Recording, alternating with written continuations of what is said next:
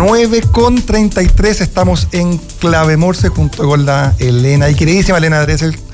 Y seguimos adelante en este día, martes. ¿Qué día es? A mí se me pierde el calendario. Martes 9 de 9 de mayo. Ya entramos de lleno a mayo. Oye, así es. Ola de calor en mayo. Sí, ola de calor durante las tardes, las mañanas, las noches encuentro que está como un poquito más frío. Hay harta noticia económica. Bueno, ayer partíamos con la baja leve de la inflación, 9,9 queda la inflación entonces, pero en un dígito, cosa que genera bastante... Por 0,1 en un dígito. Claro, por 0,1, exacto. Bastante jolgorio, por lo menos se le veía en la cara al ministro Mario Marcel, pero mientras tanto se está negociando todavía todo lo que tiene que ver con el royalty, ¿eh? Sí.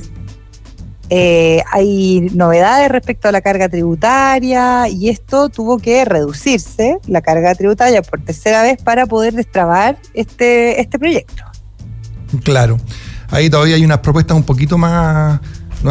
Viendo cómo influye, ¿cierto?, la contingencia política en la contingencia legislativa. Así es. Ya hay voces desde el mundo republicano, ¿cierto?, donde están tratando de bajar desde una tasa que era del 45,5 máxima o el 46,6 dependiendo del volumen y el tonelaje, sí, a un 40%.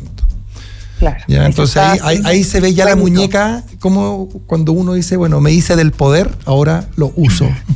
Claro, hay que decir que ayer tuvieron sesión ahí en la Comisión de Hacienda y se presenta esto que tú estás relatando, que es un acuerdo entre los representantes de la oposición y bueno, es la tercera modificación donde finalmente se logra ciertos acuerdos básicos y entonces...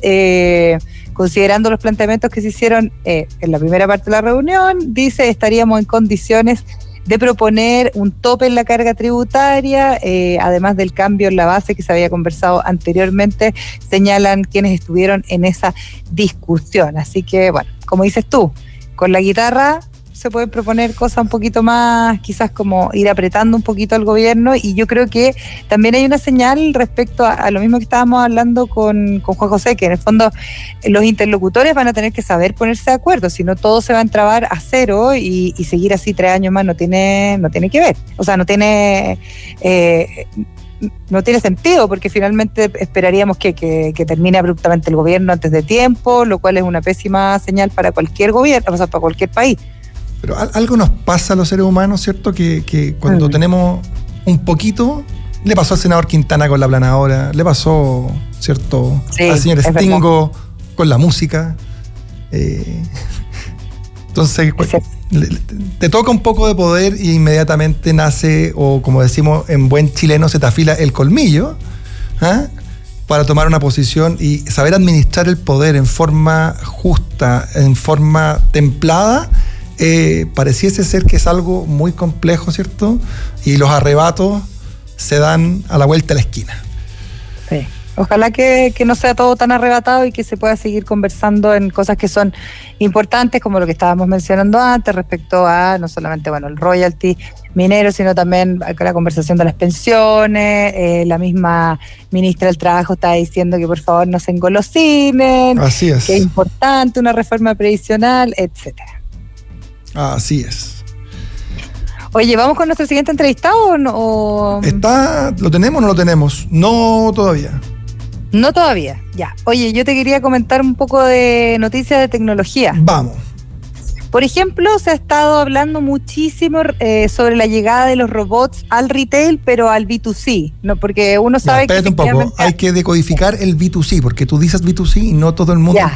Entonces, es la sigla, que en inglés es Business to Consumer, que son todos los negocios que le venden directamente al consumidor final. Y así como existe el B2C, existe el B2B, que son todos los negocios, business to business, que venden entre empresas. Ya, dicho eso, vaya. Dicho eso, el business to business también uno podría pensar que en el caso de los robots son robots que están trabajando en las bodegas, eso ya lo sabemos, incluso hay chilenos que venden muchos robots en el extranjero, Cipedi, que son como esas cajitas inteligentes que lo que hacen es que van ayudando en todo lo que tiene que ver con el acomode de la mercadería en las bodegas, el bodegaje, en el fondo como automatizar procesos que son como más internos. Pero desde hace años que se ha venido vendiendo de alguna manera la idea de que los supermercados en un futuro iban a estar completamente robotizados, es decir, que uno entraba a cualquier tienda y se iba a encontrar con no solamente el reponedor robotizado, sino que estas cajas automáticas, que ha ido como poco a poco robotizándose de alguna manera lo que uno hace dentro del supermercado. Nunca es tan abrupto, ¿cierto? Sí. Yo me acuerdo, ¿te acordás de la revista Muy Interesante, no? Sí, pues. Aquí se me cayó el carnet, porque Jesús no conoce las muy interesantes. Entonces, yo tenía una muy interesante que era la muy interesante del año 2000. y la portada eran los autos voladores y era un poco esto como los Jetson, así como... y siempre uno como que tiene visiones futuristas, donde las cosas van a estar, como tú decís, los supermercados totalmente automatizados y robotizados, bueno, y las cosas van mucho más paulatinamente incorporándose, o a veces irrumpen como la inteligencia artificial. Oye, tenemos a nuestro invitado en línea ya, así que no lo vamos a hacer esperar, le vamos a dar la bienvenida a Sergio Barros, director ejecutivo de Enlace Inmobiliario, ¿cierto? Y vamos a hablar del mundo hipotecario, tasas, que todavía está ahí y nos aprieta el zapato. Muy bienvenido, Sergio. Estamos con aquí María Elena. Hola, Sergio. Hola, ¿cómo están? Muy bien. Buenos días. Qué bueno, bien. Oye, me cortaron a mí el tema de los robots. Yo quería hablar un par de cosas más, pero bueno. Después volvemos ahí. Después volvemos. Oye, Sergio, hay un estudio respecto a las preaprobaciones de crédito hipotecario en el primer trimestre de este año que revela que las solicitudes cayeron en un 5%, si bien sube un poquito el tema hipotecario respecto, por ejemplo, a lo anunciado por el gobierno, subsidios, pero en cierto tramo, ¿no es cierto?, de vivienda. ¿Qué está pasando con los créditos hipotecarios hoy día? Bueno, está difícil la cosa, ¿no? Está difícil. O sea, nosotros tenemos una red de portales a lo largo de Chile, ¿no es cierto? Tenemos, en cada región de Chile tenemos un portal que se llama, no sé si Enlace Valparaíso, Enlace Biobío, Enlace Coquimbo, etcétera. Y tenemos la posibilidad de, obviamente como cualquier portal de proyecto inmobiliario, que el cliente busque, cotice, vea precios, etcétera, pero también que el cliente pueda solicitar una preaprobación de crédito hipotecario.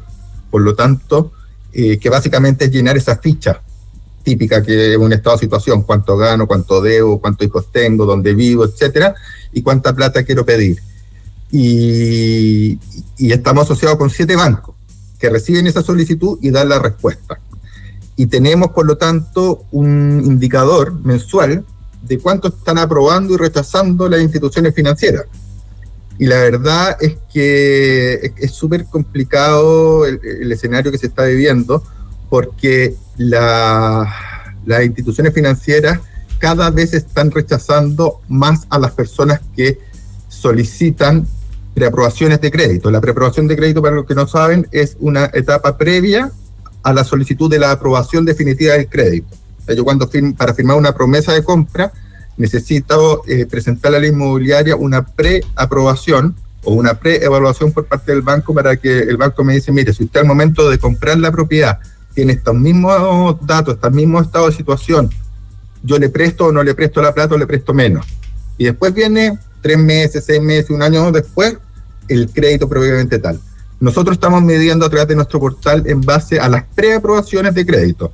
Y como te digo, es complicado porque vemos cómo cada vez más están siendo no solamente rechazados los créditos que solicitan las personas, sino que aquellos que antes estaban preaprobados, hoy día están siendo preaprobados, pero por montos inferiores. O sea, si yo pedía 2.000 UF y antes me las prestaban, hoy día me van a prestar 1.500 o 1.200. ¿Y por qué se debe eso?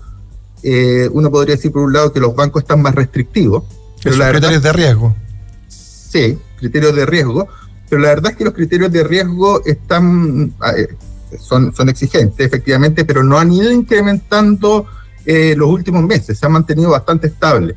Entonces, ¿con qué tiene que ver esto? Tiene que ver básicamente con una de las grandes razones, es la inflación. Uh-huh. Porque acá la gente, o los bancos lo que hacen es tienen un parámetro que se llama dividendo renta. Que en el fondo, si tú ganas 2 millones de pesos, tu dividendo mensual no puede ser más de 500.000 pesos. ¿Es un tercio? ¿Cuál es hoy día? Antes siempre la regla como más o menos leguleya era como, oye, tiene que ser máximo un tercio, ¿cierto?, de tu remuneración o de tus ingresos. Y hoy día tú me estás diciendo que es un 25%, ha ido como poniéndose más estricto aún. Sí, mira, en general anda entre un 25 y un 35%, ¿ya? Pero imagínate que esté en 30% el promedio. Lo que quiero decir es que antes, si tú tenías que pagar un dividendo de 500.000 pesos y tu sueldo era de 2 millones de pesos, te podrían haber dado el crédito, ¿no es cierto? Porque el 25%, hagamos el caso con el 25% en vez del 30%, porque el 25% de tu dividendo o el 25% de tu sueldo correspondía a dividendo. Hoy día, ¿qué es lo que pasa? Que dado que la inflación ha pegado muy fuerte, ¿no es cierto? Y tenemos una inflación de 10-12% del último año, ese dividendo que antes era de 500.000 pesos, de un año a otro pasa a ser de 550 o de 580. Y yo sigo ganando los mismos 2 millones de pesos. Claro. Por lo tanto, lo que pasa es que esas, si bien no han aumentado la exigencia, yo me refiero en los últimos 6 meses, que no han aumentado la exigencia, producto de la inflación, todas esas personas que en algún momento estaban como en el borde, ahora están siendo preaprobadas por menores montos. Y si me preaprueban por menor monto, ¿qué es lo que tengo que hacer? Es buscar una propiedad más barata, que hay muy pocas para el gran volumen, y lo que hace la gente normalmente ya empieza a pensar en propiedades con subsidio. Claro, oye, eso para vivienda, pero ¿qué pasa también con la reacción de la gente respecto, por ejemplo, a inversión? Que uno ve que hoy día hay un montón de opciones, que probablemente gente dice, bueno, esta platita que tengo no me alcanza para invertir para la vivienda que yo quiero. Y la gente agarra ese ahorro, esa plata que puede haber tenido y decir, ¿compro para inversión? ¿Compro bajo otra metodología? ¿O no es tan así? La gente simplemente se frena. Lo que pasa es que en general la gente que busca, a ver, en nuestro portal el 85% de las personas busca para primera vivienda. ¿Ya? Y esa persona, y primera vivienda, uno normalmente busca la primera vivienda y después se va a la inversión. ¿Ya? Los millennials de repente son más buenos, ¿no es cierto?, que invierten y arriendan, ¿ya? Pero en general son los millennials que ya no son tan jóvenes, ya tienen como 30 y tanto, pero la gente... Ya no son niños. No son niños, pero uno sigue pensando. Son niños. O ellos también pueden pensar, ¿eh? Nosotros como que los fijamos y los dejamos congelados ahí. Sí. Bueno, la cosa es que se me olvidó que te está diciendo. Tú estás diciendo que generalmente... Claro, primera vivienda, ¿ya? La gente que compra para primera vivienda, ¿ya? O sea, no está pensando en invertir. Es más, no le alcanza para comprar su primera vivienda. Entonces, lo que hace la gente, busca propiedades más económicas, ¿ya? Y que llega un punto en que las propiedades, ya no hay propiedades más económicas que el promedio del monto son, no sé, pues 2.800, 3.000, 3.200 UF. Pucha, encontrar propiedades de 2.500, 2.200 cada vez más difícil. Pero esas propiedades, lo interesante que tienen, bajo las 2.200 UF, es que están acogidas a subsidios, ¿ya? Y las personas pueden acceder a ese tipo de propiedades. Por otro lado, está el 15% restante, que son personas que compran segunda vivienda, casa en la playa, etcétera, o inversión, para comprar departamentos, tener renta. Y lo interesante es que este segundo grupo, este 15%, tiene 3 veces más aprobaciones que el grupo de las personas que solicitan para primera vivienda. Es decir, si a la primera vivienda se están aprobando, no sé, un 20% de las solicitudes o un 15% de las solicitudes, a las personas que están cotizando para inversión le están aprobando el 45% de las solicitudes. ¿Y de qué se habla? ¿De qué tiene que ver con esto? Que este es el mejor escenario para las personas que tienen mejor situación económica, ¿no es cierto? Porque tienen más liquidez, más solvencia, más espalda, los bancos les prestan plata y empieza a pasar lo que empieza a pasar también en los países más desarrollados, que la gente cada vez, las propiedades son tan caras que la gente opta por arrendar, porque no puede comprar.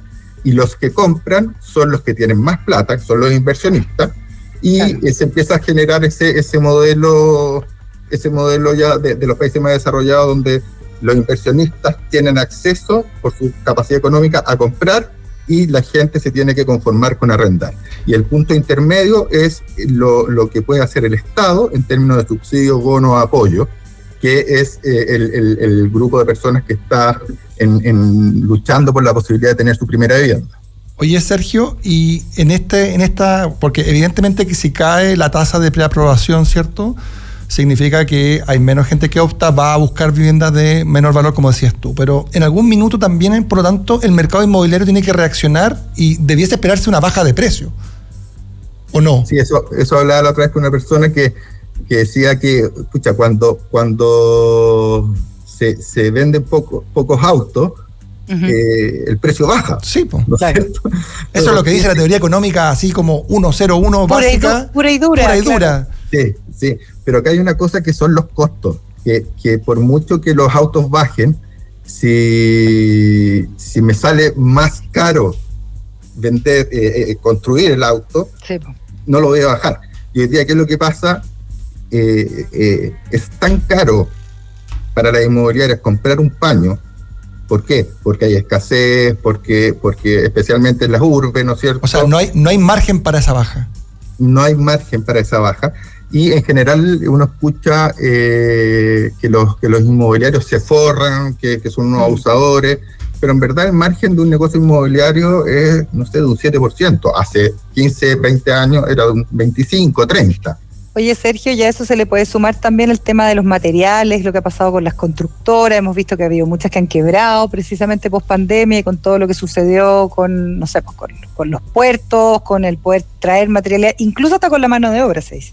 Exacto, o sea, son varios de los factores. El más fuerte es el costo del terreno. Han subido en pandemia los materiales. Tú cuando proyectas un edificio, ¿no es cierto?, hace una estimación de costo.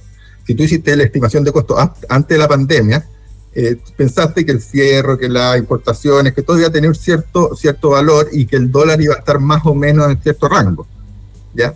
Y cuando se te disparan, empezáis a salir para atrás, ¿me entendí? Porque el margen baja de 6, 5, 4, 3 y más encima la gente no te compra. Entonces, hoy día grandes constructoras inmobiliarias han quebrado y están tratando de resolver la situación. Hay algunas que no han podido, pero ese es el mejor ejemplo de que el negocio inmobiliario, cuando las cosas andan bien, es bueno, pero en situaciones como esta es muy difícil de salir. Oye, Sergio, perdona, Diego, Dale. solo una pregunta, porque cuando estamos y hemos conversado sobre el déficit de la vivienda en nuestro país, yo sé que son segmentos diferentes y que son realidades que atacan de manera distinta a cada segmento de la población, pero cuando uno habla de la cantidad de déficit de vivienda que tenemos, este tipo de regulaciones o temas que se generan precisamente por el mercado, ¿debieran ser intervenidas o no? En España hay una intervención hoy día explícita respecto al tema de la vivienda por la escasez de vivienda. ¿Cómo lo ves? A ver, en general, hay que ser más o menos objetivo, o lo que de repente duele decirlo, pero hay que ser realista, ¿ya? Uh-huh. Hoy día no sé si está la posibilidad de ofrecer a los chilenos el sueño de la casa propia, ¿ya? Porque es muy difícil. Todos son más caros los proyectos, la demanda es muy alta, el gobierno, ¿no es cierto?, el Estado no está en condiciones de solucionar este problema por el costo que significa y por las prioridades y por todo lo que sabemos, que hay muchas prioridades, pero sí se debería poder asegurar a la gente el derecho a vivir en una propiedad, en tener acceso a una propiedad, a tener una casa, ¿ya? A tener un departamento que quizás no es de él, pero sí tiene la posibilidad de vivir con su familia en un lugar cómodo, cerca de servicios, seguro, etcétera. Y para eso creo que hay medidas que se pueden implementar de un alcance mucho más realista, No creo que diciendo, oye, los arriendos no pueden subir más de tanta plata, o la venta de las propiedades no puede superar, qué sé yo, tal valor por UF metro cuadrado, sea la solución, porque al final intervenir los mercados y eso es lo único que produce ineficiencia, y al final ya lo vimos, o sea, inflación y todo lo que sabemos. Estamos hablando aquí con Sergio Barros, director ejecutivo de Enlace Inmobiliario. Nos queda un minutito para una última pregunta. Sergio, bueno, recibimos la noticia de que tuvo un IPC súper moderado, la inflación por primera vez, ¿cierto?, bajo los doble dígito, 9,9. A tu juicio, ahí raspando, sí, a tu juicio, ¿dónde esto se destraba para que vuelva a dinamizarse el sector inmobiliario? ¿Con qué cierto nivel de inflación tú crees que el sector inmobiliario vuelve a ponerse las pilas y, cierto, a revertir esto que está totalmente contraído y ralentizado? A ver, las decisiones de inversión en el mercado inmobiliario van un poquito desfasadas, ya en términos de que si hoy día yo decido hacer un proyecto, ese proyecto me va a estar rentando, me va a estar generando los ingresos en 48 meses más, en 4 años más. ¿Ya? Y eso es lo que viene pasando, que tomaron decisiones de hacer proyectos antes de la pandemia y ahora no lo están pudiendo vender. ¿Ya? Entonces no es una cosa solamente de que baje la inflación y se empiecen a construir más proyectos. Las inmobiliarias primero tienen que salir de este sobrestock histórico que hay, ¿ya? Donde no pueden bajar mucho más los precios. En ciertos lugares ya se están bajando y yendo a costo, ¿no es cierto? Pero primero tienen que solucionar ese problema. Y después van a ir saliendo estos proyectos en la medida que la inflación vuelva, no sé, al 6%, 5%, pero más que solamente que la inflación es ver un poco la estabilidad del país, o sea, hay que tener clara la certeza jurídica, tú sabes lo que pasó con el proyecto Fundamenta, hay que tener claro también qué va a pasar con la Constitución, qué va a pasar con todas las variables, en el fondo, que van más allá del tema de la tasa de interés o de la inflación, que le den seguridad a las inmobiliarias de poder hacer estas inversiones que quedan muy golpeadas después de lo que están terminando de vivir post pandemia, que puede ser algo. Imagínate que la Constitución nueva, que no creo, ya los resultados por lo menos de las elecciones dan un poquito más de tranquilidad respecto de que no van a haber cambios tan extremistas respecto a la propiedad privada y a una serie de temas que a uno le dan un poco de miedo cuando lo escuchaba, pero sí hay incertidumbre, y esa incertidumbre tiene que aclararse, tiene que bajar para que las inmobiliarias terminen de resolver su problema y se embarquen nuevamente en otros proyectos. Bien, súper interesante conversar de este tema. Vamos a seguir ahí bien de cerca todo lo que sigue ocurriendo con el mercado inmobiliario. Sergio Barros, director ejecutivo de Enlace Inmobiliario, gracias por conversar con nosotros esta mañana. Listo, muchas gracias a ustedes, que estén bien. Gracias. Muy bien. Chao. Adiós. Oye, ya, dale. Complicado el tema inmobiliario. No voy a hablar más de mis robots, no te preocupes. No, pero mañana ¿cómo? vuelvo a hablar. Se picó. Sí. Se pica. No, jamás, querido Diego. Oye, ya estamos en la hora. Oye, sí, estamos terminando. Oye, súper interesante el tema inmobiliario, complejo, además y aparte que el sector inmobiliario yo creo que representa también todos estos sectores que hacen apuestas a mediano o largo plazo. Exacto. Y que entonces tiene que ver con el mundo de inversiones, que está en boga de cómo atraer capitales, de cómo hacer inversión. Y la inversión no solamente que llegue al capital, sino que cuando uno desarrolla proyectos que tienen 1, 2, 3, 4, incluso en sectores como minería y energía, son 10 años de construcción para recién empezar a operar. Entonces la certeza jurídica y lo que nos comentaba nuestro invitado se vuelve muy relevante. Así es, ahí hay un buen ejemplo y una decodificación, pero así ejemplificadora de la relevancia de la institucionalidad, de la estabilidad para proyectos de largo plazo. Así que con esta conversación nos vamos despidiendo. Así queridos. es. Bueno, los dejamos en compañía de Radio La Clave. Siga acá con Aldea Global. Hasta mañana y que tengan un excelente día. Chao, buen día. Chao.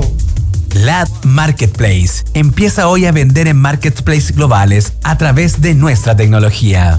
IDMAX, impulsamos y damos vida a un futuro con empresas y negocios relevantes para el mundo. Presentaron Clave Morse.